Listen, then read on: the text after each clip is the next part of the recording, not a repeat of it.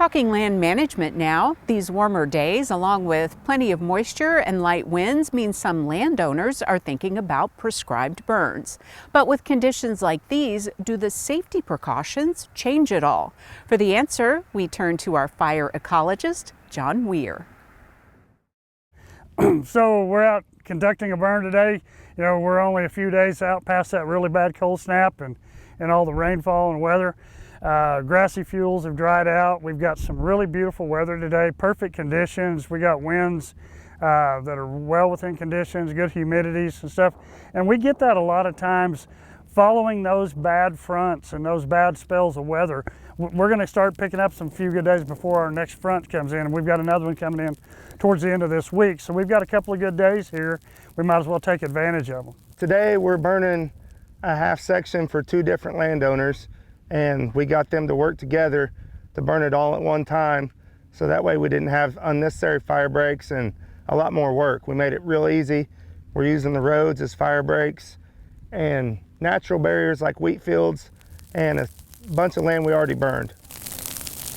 Most of the state's got some really great moisture. We're wet, the soil's wet, everything's looking really good.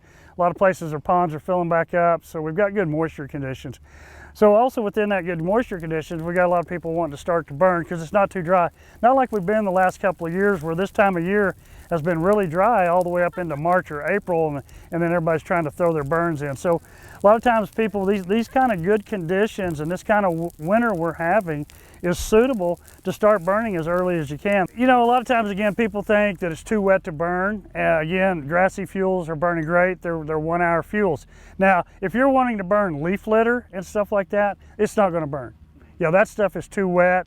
It's shaded. It's not getting any sunlight. It's not getting much wind, and it's bigger fuel particles. Those hardwood leaf litter and stuff is, and so it's not going to burn well. You got to get the stuff. You got to have the fuel. So first off, you got to have adequate fuel load of grassy fuels, and then, you know, get good conditions because it dries quickly. And thinking that, well, it won't burn, or it's too wet, or it's going to burn slow, it'll still get out and go. And one of the other big problems that you run into that you got to be thinking about too with burning under these kind of conditions, especially as wet as it's been, is where you can get vehicles around, because a lot of times where you could take vehicles when it's dry, you can't get them. They're going to bog up. You're going to have vehicles stuck, and then you're going to have some of your equipment out of commission, and when you need it, it's stuck, or you're having to send people that you need to be watching the fire. They're over trying to get something unstuck.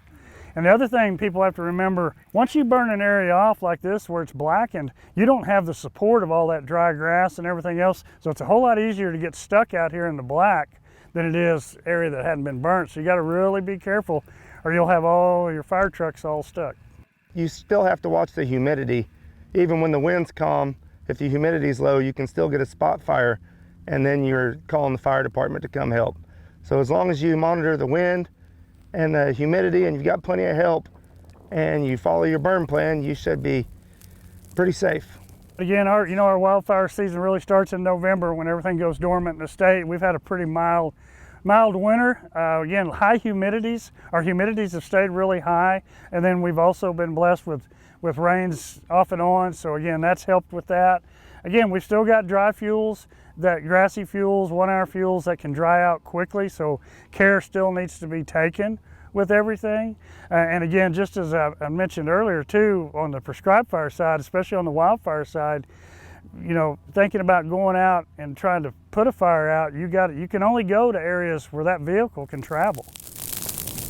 PBAs are good for rural communities because a lot of places are overgrown by cedars and brush and lots of neglect, a lot of years of neglect, and it's good for farmers and neighbors to get together and be able to have enough help to manage their property with fire correctly and safely. So again, if you're interested in conducting burns and stuff, we've got 26 prescribed burn associations scattered around the state. And if you're interested in finding out if there's a prescribed burn association near you, check the SunUp site.